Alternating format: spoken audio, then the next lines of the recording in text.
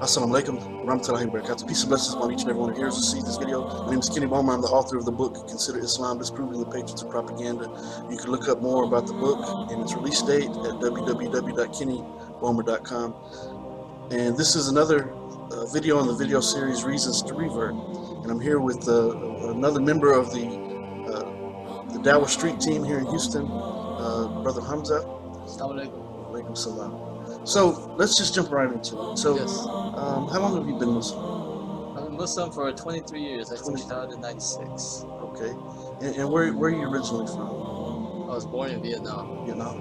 And so before that, did you have a religion in Vietnam or before you found Islam? What were your beliefs? Well, I came to the U.S. at the age of 2, so I grew up mainly here. But most Vietnamese practice ancestor worship, which means when I was little, I was praying to my ancestors. So I prayed to my great-grandmother, and then she's supposed to go to God. Yeah. So that's what we do. We pray to our ancestors. It's called ancestor worship. As an intercessor, so you she's more like a deity. Okay. She's actually God because she's answering you. Because we don't pray to God. So we believe God's too busy. So as growing up with that belief, what did it? Did you question it? Did it make sense in your mind? Of course, if you're told something over and over again, you're going to eventually believe it. But what was your thoughts about that? Well, I was just a kid growing up, so I just went through the motions. I did it, and my parents did it. We would, go to the table and put our hands like this and just go like that. And there was food and stuff, and so we would sort of eat with our ancestors, quote unquote. But there was really no thought about these things, so we just did it. So my parents didn't tell me why we were doing it. Yes. There was no book. There's no ancestor worship book because everyone's worshiping their own ancestors. Sure. So basically, you were just following traditions. I'm following traditions. Just it's passed on from your parents to their grandparents and on down the line. Exactly. So, at what point did you begin to question that? Do you remember? I really didn't question it. I mean, going to public schools in the U.S., I was mainly a secular person. There was no belief in God. Just a secular person. Going to school, getting a college degree. I was basically agnostic once I was 18. There was no identity. And so, what was your first introduction to Islam? What was the first thing that you ever heard that you can remember that you've ever heard about Islam? Well, I first remembered it at UT Austin. I was going. There was a Muslim student named Tamir, and he would tell me about it. Like one time, he sneezed, and I said, "Bless you." And he said, "Till, you can't tell me that because you don't believe in God. So you can't say bless you because it means God bless you." Yeah. So I was like, shocked. Okay, well, I'm just saying bless you because everyone said it. I didn't know God was blessing you. Yeah. So through that brother, you began to. He was telling you a little bit about Islam here and there. He wasn't mainly a Dawah person. I mean, he was more philosophical. Like he would ask me, one time he asked me where I come from out of the blue. I said I came from my parents. And then he said, you have to think deeper till you came from God. And then he got into this conversation, but he wasn't. He was just more on the philosophical side. He wasn't handing me flyers. He wasn't telling me. Sure. Yeah. He was just doing the basics. So picking my brain. Alhamdulillah. So that's beautiful because that's one step in the progression towards Islam. So where did it go from there as far as the progression towards Islam? It was after college, so I knew Tamir for 3 years. So he sort of planted that seed of uneasiness. They're like, man, I don't have a religion, but I don't want to mess with it right now. Yeah. So it was afterward. Then, I had lost my job, and so Then I started to search for God. So I was like 23, and so I went to this church at 2:30 in the afternoon, and I said, I want to learn about God. And the lady says, well, come back later, we're closed. So that devastated me. I was like, man, I don't want to become Christian. Come back. She said, come back later. Then I didn't want to become Hindu and Buddhist because they sort of didn't make sense. Buddhists, there was this nirvana state, and I read that nirvana the end state was zero. So I'm like, man, I don't want to go a state of nothingness. That's nirvana. Sure. So it's one of my favorite verses of the Quran says that be sure we'll test you with something of fear, hunger, and the loss of lives, property, and the fruits of your labor, but we give glad tidings to those who patiently persevere. Yes. You say, when afflicted with calamity from God we come, from Allah we come, and to Allah is our return. And I bring that up because, alhamdulillah, everything that we experience in this life is a test.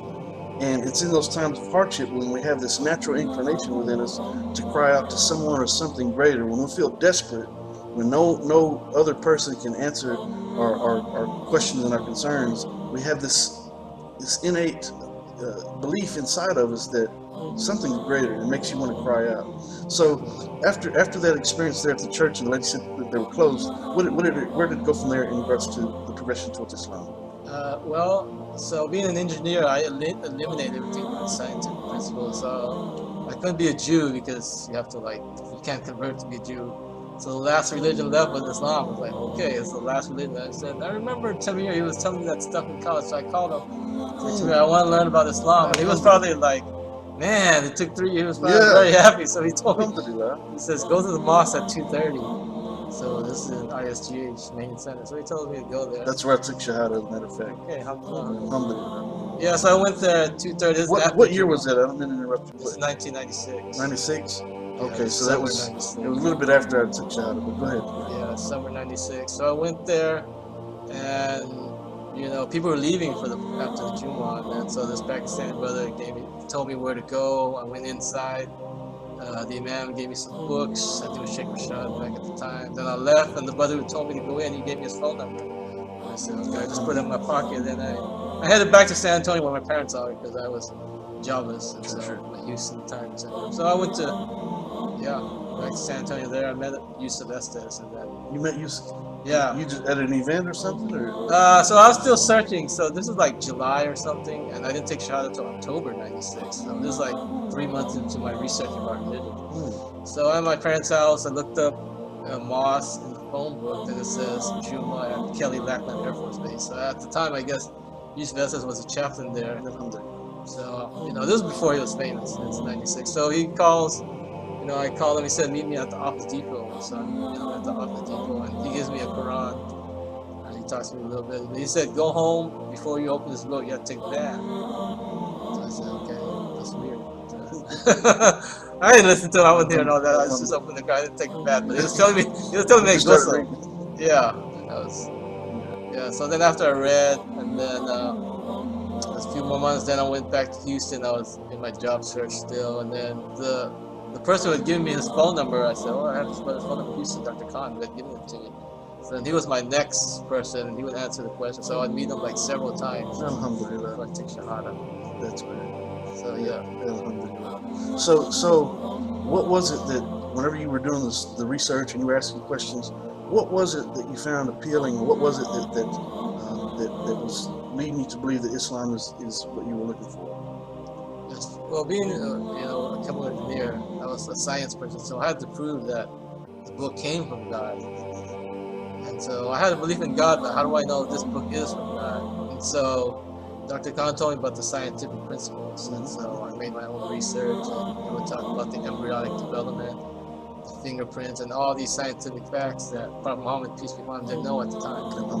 And then, when I said, well, what if someone put that in after, And so I went to a library. There was a copy of the Quran, the translation. There was one in 1953. I was like, wow, there's one in 1953 printed, and some of these miracles weren't found until after 1953. Right. So, yeah. And then he gave me a book called The Bible, the Quran and Science by Dr. Maurice Bucaille, the French one. So after that, I was already 95% convinced, but after I read that book, I was like, this is it. So I told him, I'll take a Shahada. And some people started praying, but I didn't practice anything until I took the Shahada. So I thought I'd take the Shahada, so I went, so it was like October 19, 1996. I went to, I think it's another Masjid in New York. Yeah, close to Hillcroft. That's why I took the Shahada. It's beautiful. Speaking of masjid, I want to commend you for the work that you do in the Houston area. It's truly beautiful, establishing masjids. Matter of fact, talk a little bit about that, and talk about the Pink Mosque in particular. But I know Masjid Yassin, and just touch base on those things. Yes. Well, being a convert, sometimes you go to the masjid and some Muslims are not welcome, right? You say Assalamu alaikum, and people just look at you and say wa alaikum assalam. So being a convert for 20 years, you know, I got used to that stuff. So, well, you know, I'm just gonna start my own mosque. I've been a Muslim 20 years. I'm gonna start my own mosque where I can do whatever I want. So that's how I started. Then I called it Pink because you know, I want more sisters to get involved because you know a lot of mosques have the barrier or the separate room or you know, or the basement where some women actually put in the broom closets, and some massages they don't even have a wudu station.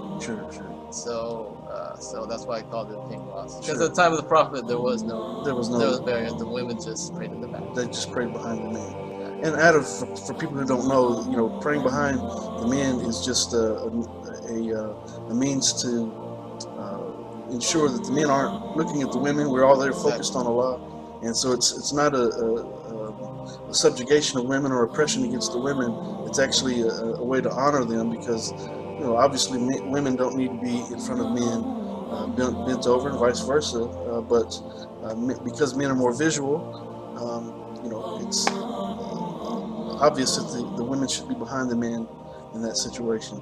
So, you know, I once again, I want to commend you for all the work that you've done, and also being part of the Dawah Street team here. And, you know, I am honored to be able to interview you in person for this video series. This brother does a lot of work for Allah subhanahu wa ta'ala, and he is constant. He walks around with pamphlets. Matter of fact, do you have any flyers with you right now? Yeah, he's got one right here, alhamdulillah. And talk about this one in particular a little bit. Yeah, this one's my Vietnam flyer. Yeah, as I said, I'm originally from Vietnam, so I called it Vietnam. Vietnam and Islam put together. Alhamdulillah. I go around passing out these flyers. Yeah, he walks around with these in his jacket or wherever. He's got them constantly. Alhamdulillah, and that's beautiful. So he's continuously doing dawah, and that's our obligation as Muslims. You know, it's we're supposed to share, just like the brother did with you in college. You wouldn't be possibly sitting here with me today. Oh, Allah's going to guide those whom He chooses. He's going to find a way to reach you. But alhamdulillah, the brother planted the seed. Yes. And you know, years later, whatever, you looked him up again and asking more questions, and so that's all our objective is to just simply plant the seed, and Allah subhanahu wa ta'ala guides those whom He chooses to Islam. And you know, I once again I want to thank you for taking time out to come over here and to be a part of this series. And I pray that Allah subhanahu wa ta'ala blesses you for all your efforts. And I know your efforts are sincere. I've seen them firsthand. So alhamdulillah, this brother is amazing. And I ask you to subscribe, like, and share this video. If you know any reverts out there, or if you're a revert yourself and you'd like to be part of this series, please look me up on Facebook or on my YouTube channel. Also look me up at www.kennybomer.com. We are Dais for Mercy for Mankind. I ask you to look up Mercy for Mankind. It's a worldwide organization where we go into different communities all across the world, establishing dawah teams, and that's how we got involved with Mercy for Mankind. So I want to say hello to Sheikh Amr if he sees this video, inshallah, and everyone involved with Mercy for Mankind.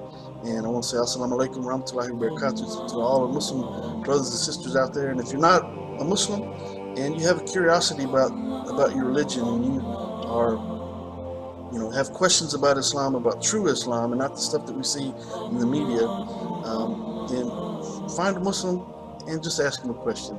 And I assure you they'll be more than willing to answer your questions, inshallah. I want to make one point about the masjid before we close out, about going to the masjid as a revert. And sometimes you feel, you know, people are going to be people. So sometimes people are shy. Also in the masjid, the Prophet Muhammad sallallahu alaihi wasallam, this is one point that the Prophet Muhammad said to reduce conversation in the masjid. So a lot of times people will walk in and you don't know what where they're from, you don't know how long they've been Muslim, and people are there to focus on Allah. And so that's one in defense of the Muslims in the masjid. But that's something we need to be more concerned about. Whereas, you know, when you see a new face, greet your brothers and your sisters in Islam. inshallah, because you don't know if these people are new Muslims, or if what's going on in their life. Maybe they're struggling with something, going through some type of issues. You don't know. We just simply need to be friendly and greet them. But anyways, I truly appreciate you being part of this. Assalamu alaikum. Was mentioned the Deer Park. The Deer Come Park. to Deer Park. Yeah, the Deer Park Masjid. It's being held. The Jummah is being held at a. What's the name of the It's hotel? the Best Western Best Western. Hotel at Center Street. We have Juma every week. We don't have a masjid, but we're trying to, inshallah. So. Trying. See, he's trying to build another masjid as we speak. So Alhamdulillah. you're a chemical engineer. You're working in that polluted side of town. Deer Park, Deer Texas. Park, man. 1401 Center Street, Best Western. Alhamdulillah. So, assalamu alaikum warahmatullahi wabarakatuh. Peace and blessings upon each and every one who hears and sees this video. I invite you to the truth and the beauty of Islam. Alhamdulillah Rabbil Alamin.